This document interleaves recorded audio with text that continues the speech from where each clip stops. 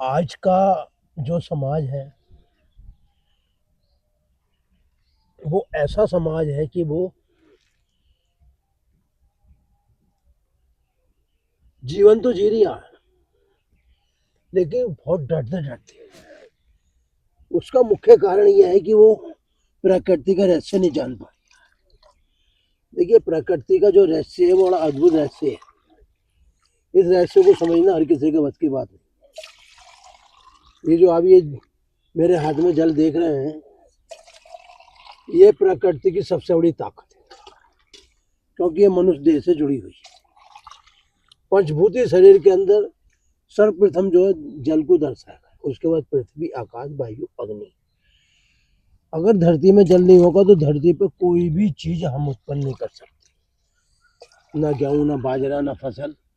उसी प्रकार इस शरीर के अंदर 70% से लेकर 80% तक जल नहीं होगा तो शरीर ठीक से अपना कार्य नहीं कर पाएगा। अच्छा, कुछ जल तो हम जैसे स्नान करते हैं तो बाल्टी भरा शरीर को धो लिया, लेकिन जो अंदर की धुलाई है वो तो अंदर जब जल जाएगा जब ही होगा।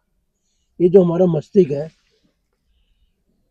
इतना अद्भुत मस्तिष्क है, इसके लिए हम आपको जितना कहें कम है। इस मस्तिष्क के अंदर पूरे संसार का रहस्य छुपा पड़ा।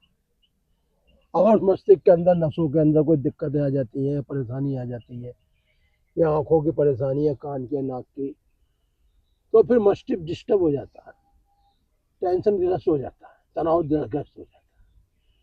तो हमारे ऋषियों ने, हमारे मुनियों ने जो परंपरा चलाई थी कि व्यक्ति को अपना नीति कर्म जरूर करते रहना चाहिए। नीति कर्म में क्या है, जैसे कि अभी हो या नाक में मांस बढ़ गया हो, सांस लेने में दिक्कत हो, खुर्राटे आ रहे हो, इन सब का समाधान यही है, जल नीति। अब देखिए, हम पंजों के ऊपर बैठे हुए हैं और हमने जो है ये दाई नासिका से पूरा टैटू लगा लिया। बाई नासिका से जब हम थोड़ा सा ऊपर से झुका देंगे,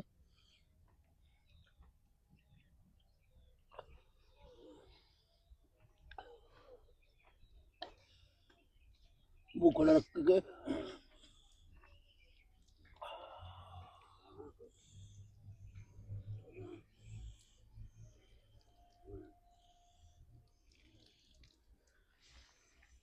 ऐसे दूसरी तरफ से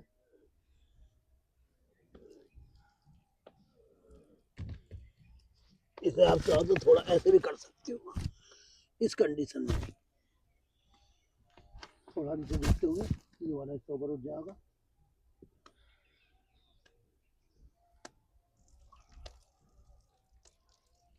जिन व्यक्तियों का आँख का चश्मे का नंबर बढ़ता जा रहा है, नंबर नहीं घट रहा, अगर ऐसे लोग भी जल नीति का अभ्यास रोज करेंगे तो उनका नंबर भी घटेगा और अंत में जो है उनका चश्मा उतर जाएगा।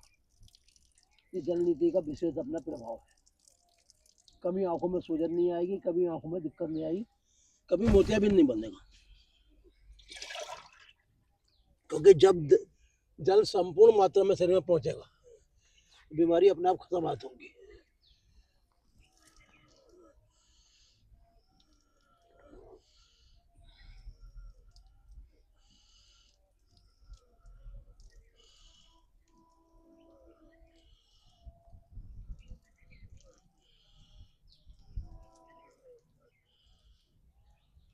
फोड़े, फुंसी,